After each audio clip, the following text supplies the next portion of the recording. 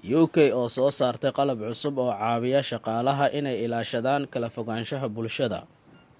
Shirkad robotka ah oo ku taala waqooyi bari ee England ayaa soo saartay qalab xiran oo lagu ilaaliyo kala fogaanshaha bulshada iyo badbaadada shaqaalaha. Qalabkan oo la yiraahdo BAMP ayaa ka caawiyay shirkadda Tarsus ee soo saartay inay ka takhalusto infekshanka ku dhaca shaqaalaha warshadeeda iyada oo aan joojin wax soo saarkeeda.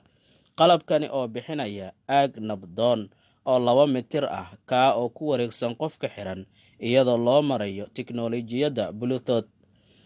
Marka 2 mitir la ixtiraamo, aaladuhu waxay ku buluugayaan buluug hal cod oo la maqli karo.